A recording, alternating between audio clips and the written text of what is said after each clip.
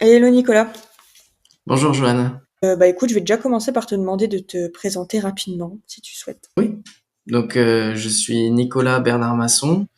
J'ai une entreprise d'aide au développement à l'international. On accompagne les sociétés étrangères à rentrer sur les marchés français, suisses et belges, ainsi que les organisations de développement économique telles que les territoires. Top, très clair. J'ai lancé la Euh, société en 2019 et on a la majorité de nos clients qui sont, je dirais, des PME ou ETI internationales qui regardent activement les trois pays que j'ai cités et d'autres territoires ou chambres de commerce qui regardent ces trois pays-là. Et on accompagne, je dirais, une trentaine de projets par année sur pour ces clients-là, quoi. ok, top, très clair. Donc du coup, Impala est arrivé assez vite du coup, parce que du coup, ça a été créé, enfin tu m'as dit que ça a été créé en 2019. Et donc finalement, t'as pas trop patienté, on va dire, Non. avant de réfléchir à un accompagnement.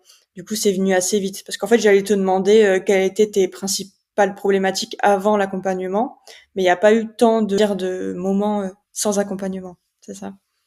Oui, je pense que j'ai démarré l'accompagnement à peu près 6 mois après avoir lancé la société. De mon côté, j'avais identifié plusieurs défis, plusieurs particularités liées à la situation de l'entreprise. La première, c'était que je souhaitais mettre l'accent sur l'inbound pour trouver des nouveaux clients.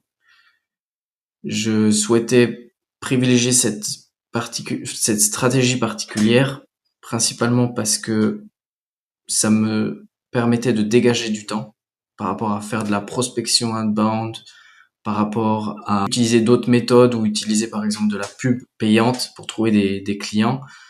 L'inbound, c'est vraiment une stratégie qui permet d'avoir un effet compound, composé sur les efforts qu'on met, et le fait de pouvoir passer du temps, mais qui est rémunérateur sur le long terme, et ne pas juste lancer une campagne outbound qui va générer des clients, mais ensuite, une fois qu'elle est terminée, il faut en relancer une deuxième.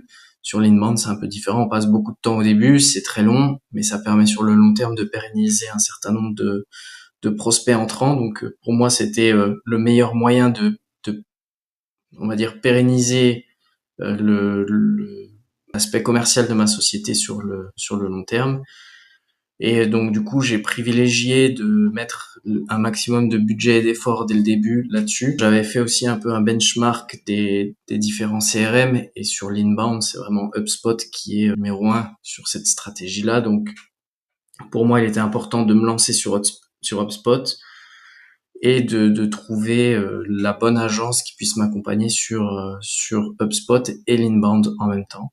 Donc ce sont les défis qui m'ont amené à considérer cette stratégie-là. Ok. Ouais, en fait, c'est vraiment l'aspect d'abord inbound qui t'a fait venir à nous. Et c'est vrai qu'HubSpot, c'était un peu j'allais dire la cerise sur le gâteau, mais il se trouve que nous, on était spécialisés sur HubSpot, mais à la base, c'est vrai qu'on est aussi spécialisé sur l'inbound marketing, et donc HubSpot et l'inbound marketing, ça fait un couple assez, c'est un plutôt bon mélange. Donc du coup, c'est vrai que à la base, tu recherchais un accompagnement inbound et c'est venu, en fait, tu t'es d'abord focalisé sur l'inbound et HubSpot, c'est venu Voilà. juste après, enfin, si je comprends bien. Oui, j'ai fait mes recherches. Donc, j'avais choisi ma stratégie d'inbound. J'ai fait ensuite mes recherches sur le CRM euh, qu'il me fallait à peu près au même moment. Et en fait, en apercevant que HubSpot était vraiment focus sur l'inbound, sur le fait de pouvoir développer toute une stratégie à la fois sur la partie site, CMS, la partie gestion des contacts avec de l'email marketing, pouvoir également à terme plugger HubSpot avec différentes campagnes social media ou campagnes ads et de pouvoir faire le tracking avec ça, m'a laissé entendre que HubSpot serait sur le très long terme la meilleure solution plutôt que d'opter sur quelque chose de beaucoup plus commercial et un peu moins inbound. Donc une fois que j'avais choisi l'inbound, naturellement j'ai choisi HubSpot pour activer ça et puis pouvoir gérer mes contacts dans un CRM. Et après, je me suis naturellement orienté vers une agence qui faisait à la fois du HubSpot et à la fois du inbound. C'est vrai qu'au début, je n'avais pas forcément commencé sur le CMS avec les sites internet sur HubSpot. J'avais 2 sites WordPress, mais naturellement, on a transitionné sur le CMS. WordPress, c'était pour moi le moyen le plus simple de lancer un site. Donc, avant de me lancer avec votre agence, j'avais moi-même monté un site sur WordPress qui me générait un peu des leads, mais à terme, c'est clair qu'il fallait passer sur autre chose. Donc, c'est comme ça qu'on s'est orienté sur davantage de HubSpot dans mon écosystème. Pourquoi j'ai choisi Impala, ça c'est une autre question. Et comment je suis venu à contacter votre agence? La première, c'est une recommandation. En fait, je cherchais une agence HubSpot qui était proche de l'entreprise géographiquement et de pouvoir rencontrer cette agence, contacter plusieurs et une qui me semblait la plus sérieuse avait peu de bonnes bandes passantes à ce moment-là.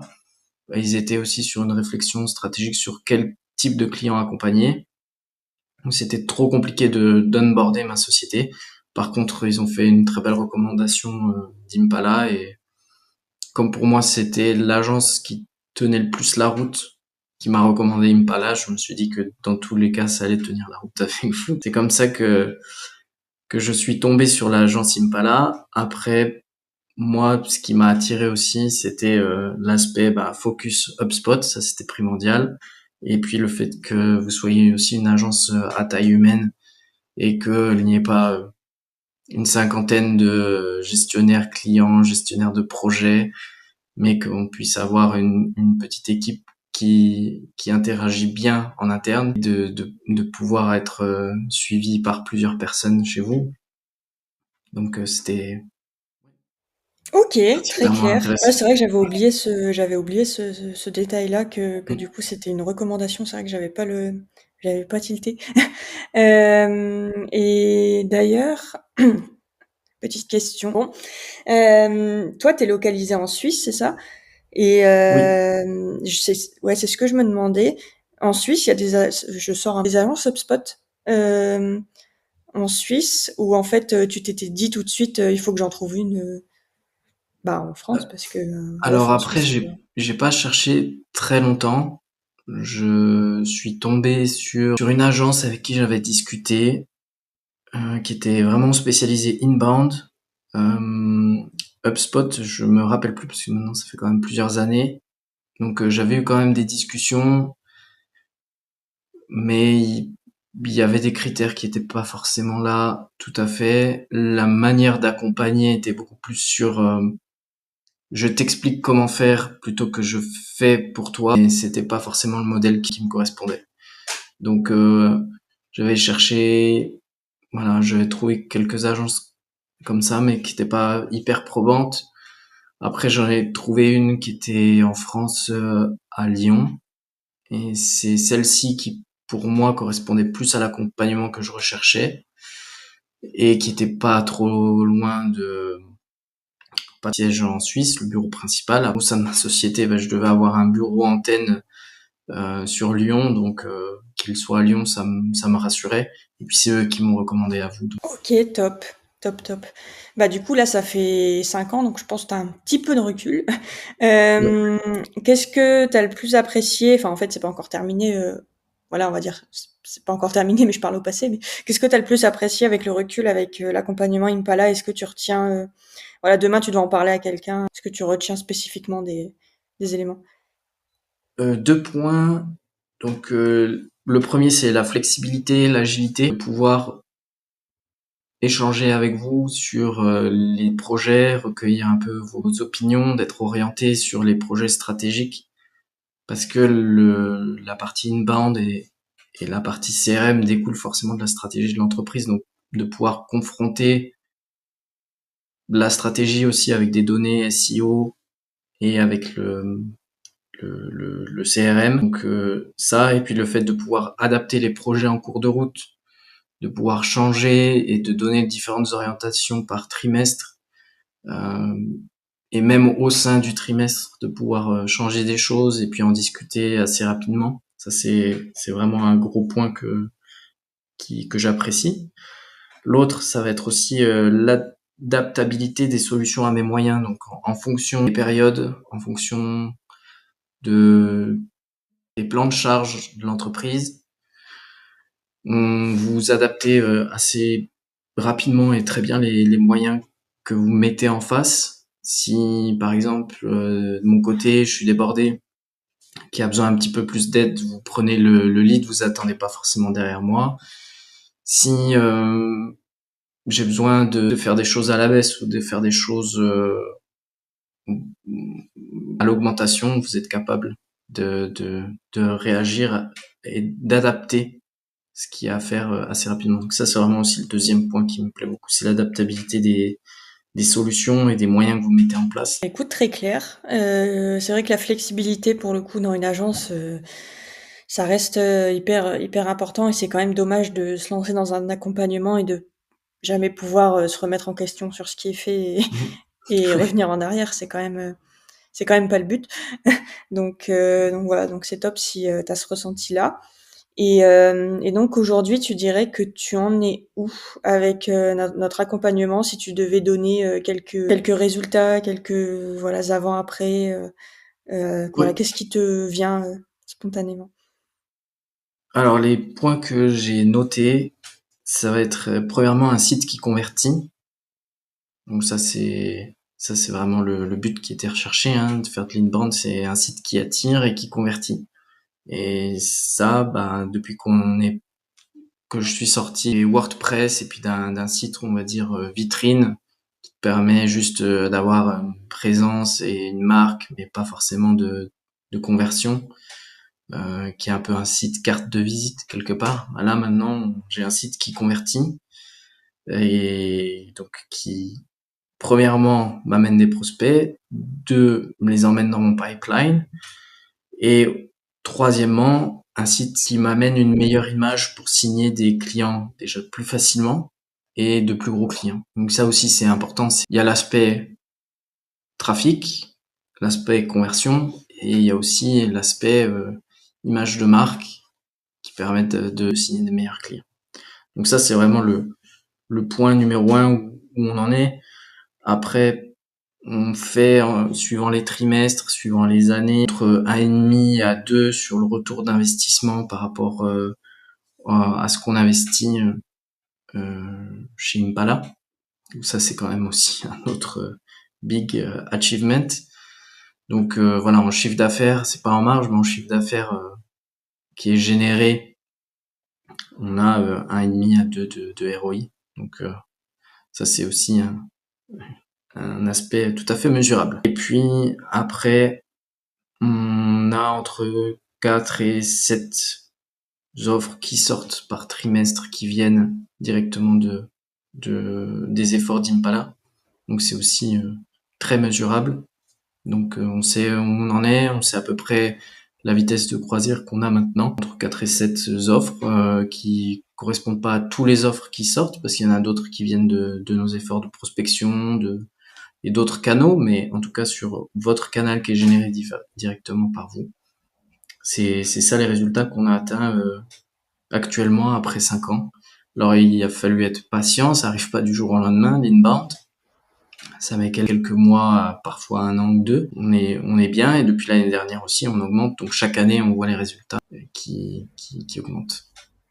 Et c'est intéressant parce que c'est vrai que souvent, enfin, en tout cas nous, les prospects avec qui on parle n'ont pas toujours le lien direct entre HubSpot et inbound marketing. Enfin, le lien est pas toujours très concret dans leur esprit.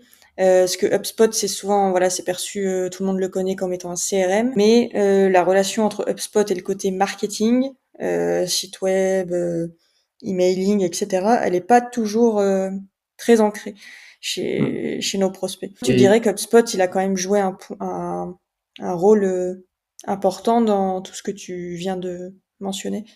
oui, en fait, avec le recul, en fait, j'aurais pas choisi HubSpot si j'avais pas choisi une stratégie d'inbound marketing. Ok. Après, ça, c'est ma perception personnelle, mais si je faisais que du commercial, que je voulais pas avoir une stratégie inbound ou de lead nurturing spécifique, j'aurais pris certainement un autre CRM, peut-être. Parce que HubSpot fonctionne très bien à titre personnel, et encore une fois, c'est à titre personnel, mais je le trouve parfois un peu lourd, un peu compliqué, un peu une grosse machine, et c'est un petit désavantage que j'y trouve. Néanmoins, voilà, c'est HubSpot, si on fait pas de l'inbound, c'est un peu dommage, quoi. C'est un peu Oui, ma parce vision que des choses. oui, C'est que si on fait pas d'inbound avec HubSpot, il y a d'autres outils qui sont peut-être plus simples à utiliser, plus light, et il y a peut-être pas besoin d'une grosse machine comme HubSpot.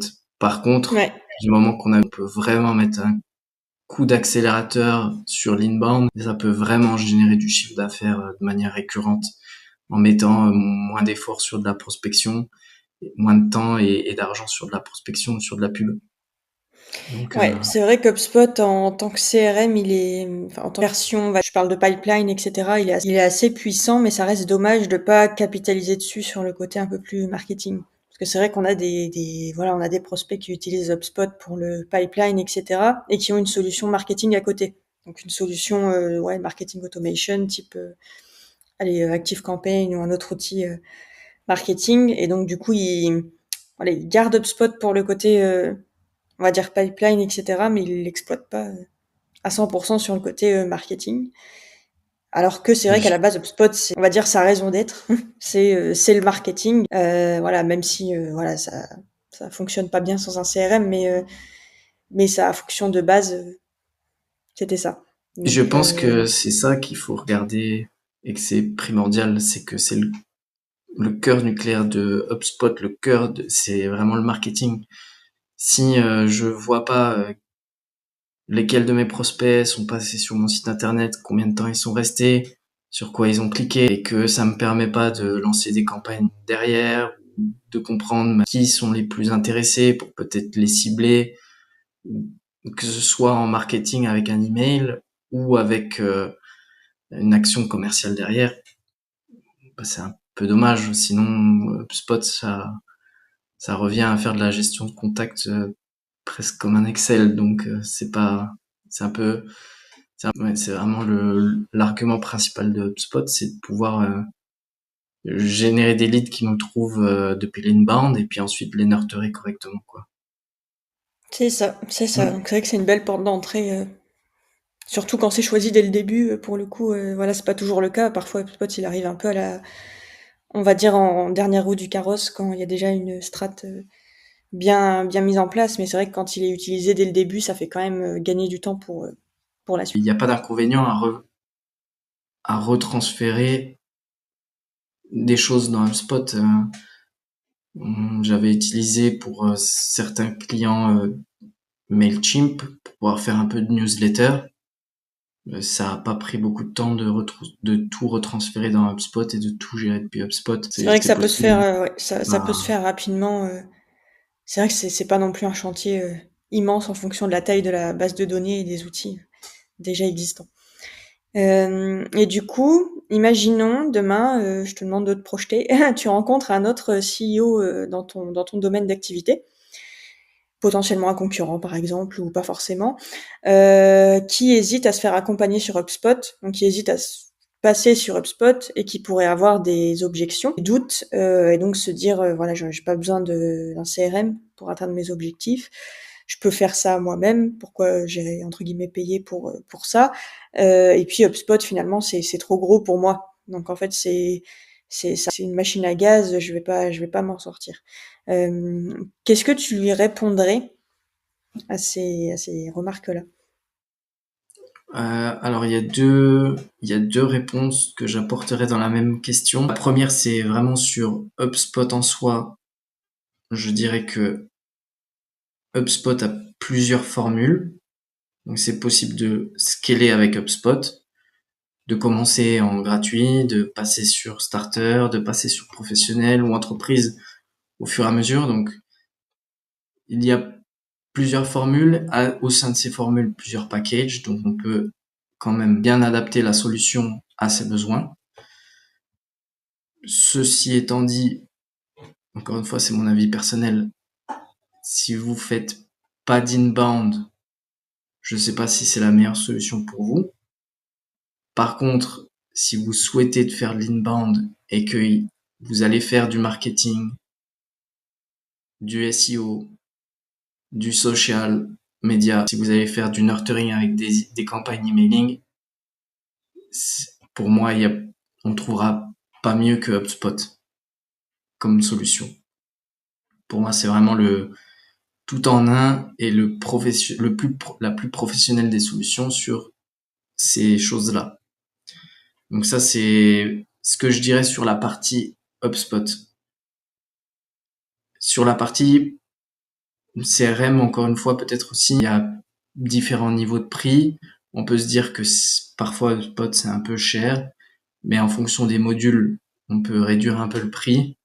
Si on a vraiment cette stratégie inbound, pour moi, ça, de toute façon, les revenus qui sont générés complètent largement l'abonnement HubSpot et largement aussi un accompagnement à côté. Ce qui m'emmène à la deuxième partie de réponse. Si je dois discuter avec un CEO qui n'est pas sur HubSpot ou qui n'a pas forcément de CRM actuellement, un CRM déjà c'est primordial. Donc ça, pour pas perdre de prospects, c'est un no-brainer comme on dit. Si on veut pas perdre de prospects, pas perdre de deals, relancer les gens au bon moment, relancer des leads qui sont endormis, retrouver des opportunités, un CRM c'est primordial. Et après, installer HubSpot soi-même, c'est possible. Après, je pense que de se faire accompagner sur l'installation et la gestion de HubSpot, c'est aussi hyper important. C'est vrai qu'au départ, j'avais un peu lancé moi le HubSpot avec des modèles de données dans le CRM que moi je pensais, mais c'est peut-être pas forcément ce que j'avais besoin, ce dont j'avais besoin. Donc, c'est vrai que d'être accompagné dès le départ, recevoir les bonnes questions pour orienter le bon modèle de données, savoir ce qu'on demande aux prospects pour rentrer les fiches prospects dans le CRM, c'est hyper important parce qu'après cette donnée-là, si elle est bien structurée dès le départ, on peut construire dessus. S'il faut la restructurer en cours de route, c'est vachement difficile. Et plus on a de contacts, et plus ça devient difficile. Donc, pour moi, c'est aussi hyper important d'être accompagné sur l'installation d'HubSpot et sur la mise en place et aussi sur la bonne santé. Un CRM, ça évolue en fonction des besoins de la société. Parfois aussi, on s'aperçoit qu'on avait fait un peu les choses à l'envers. Il faut aussi être accompagné sur le long terme pour pouvoir assainir la base et faire en sorte que elle soit utilisée de la meilleure façon possible. C'est vrai que c'est du temps passé, mine de rien. Voilà, surtout quand on est indépendant ou en TPE. C'est vrai que c'est pas dans le CRM qu'on met le temps de façon prioritaire parce que bah c'est pas voilà, on a d'autres actions stratégiques à mener et ça prend un peu plus de temps que ce qu'on pourrait le penser parfois. Le fait de gérer voilà de gérer son CRM, son modèle de données, ses emails, etc. Ça peut prendre plus de temps que ce qu'on pense et finalement ce temps-là, si on peut, si on a la possibilité de le mettre ailleurs, ça peut aussi être une bonne opportunité de pas être sous l'eau dès le début. Donc ça peut être utile quand même en fonction de ses priorités, du temps qu'on a et de sa strate. Voilà. D'ailleurs, pousser un petit peu plus loin la question. Voilà, imagine tu parles toujours au même CEO qui commence à être convaincu d'HubSpot et qui a envie de se lancer. Il en rencontre plusieurs dans le cadre de sa recherche. Qu'est-ce que tu lui dirais concernant notre agence? Voilà, pas forcément en termes de d'HubSpot pur et dur, mais voilà, s'il devait choisir toutes choses égales par ailleurs entre une agence et une autre, et donc nous, qu'est-ce que tu lui dirais? Si je devais conseiller un CEO là qui est en train de benchmarker plusieurs agences et la vôtre, je dirais que le plus important est s'il souhaite partir avec vous, ce qu'il trouvera avec Impala, c'est de l'agilité, de la flexibilité, aussi beaucoup d'écoute sur ses projets, ses envies, de l'orientation stratégique, sur quoi mettre en place, du réalisme également. Vous ne survendez pas ce qui serait capable d'être fait sur un trimestre ou sur une année. Vous restez toujours terre à terre vis-à-vis des objectifs qu'on met en place, et ce qui est possible de faire, et ce que ça va générer derrière. Donc c'est très pragmatique et très orienté réalisme. Et puis ce que j'apprécie aussi beaucoup, c'est les rapports structurés, sur le fait qu'on fait des points tous les trimestres, on sait chaque trimestre les résultats qu'on a eus, on peut le mesurer et on sait où on va le trimestre prochain. Et ça, c'est hyper important parce que partir avec une agence, on peut obtenir des résultats, on peut obtenir des résultats peut-être rapidement, à moyen terme ou long terme, mais c'est bien aussi de le mesurer de manière précise chaque trimestre, de savoir où on en est et de voir les résultats de tous les efforts qu'on a mis. Parce que souvent on peut se dire j'ai mis plein d'efforts et puis je sais que ça marche mais je sais pas jusqu'à quel point. Là c'est très concret, chaque trimestre on sait ce qui s'est passé. Et pour moi, sur les 5 dernières années, j'ai vu chaque année des améliorations. Je savais dans tous les cas que l'inbound, et ça il faut s'y préparer, c'est quelque chose de long terme et que ça prend du temps à mettre en place. Mais chaque année, chaque trimestre, chaque semestre, je voyais les évolutions et je continue de les voir. Donc pour moi, maintenant, surtout avec 3-4 ans de recul, je vois les courbes augmenter. Donc je sais que si continue de mettre les mêmes efforts le mois prochain, je sais que la courbe continuera d'augmenter. Enfin le mois prochain, les 6 mois prochains, je sais que les résultats vont augmenter et les offres vont tomber. C'est des mathématiques après. Vis-à-vis des résultats, des échéances, des actions menées. Oui, Voilà, parce que voilà. quand on pense aux agences, c'est vrai que ça peut arriver on va dire, d'avoir une mauvaise expérience avec une agence parce que on n'a pas vraiment un bon suivi, ou la transparence n'y est pas, et la communication, parfois, elle peut être un peu absente. Donc c'est vrai que j'ai entendu des mauvais retours sur certains accompagnements, peu importe le type d'agence d'ailleurs, mais c'est sur le côté communication, transparence, avancée, résultats obtenus, etc. Voilà, donc sur ça, on essaye d'être assez clair, on va dire, sur ce qui est mené, ce que ça donne, ce qui fonctionne pas.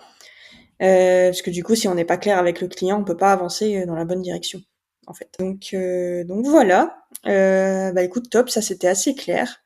Écoute, je vais terminer en te laissant la parole. La parole est à toi. Si jamais tu as quelque chose à ajouter, c'est maintenant.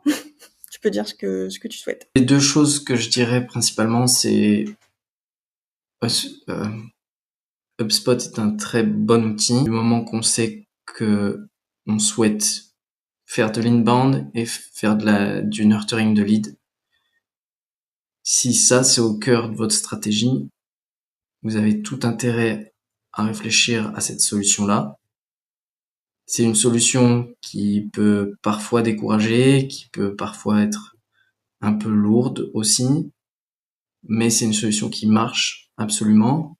Moi, je l'ai constaté. Je vous encourage vraiment à vous faire accompagner là-dessus. C'est primordial pour moi d'avoir quelqu'un qui vous accompagne sur le setup et qui vous accompagne sur le long terme.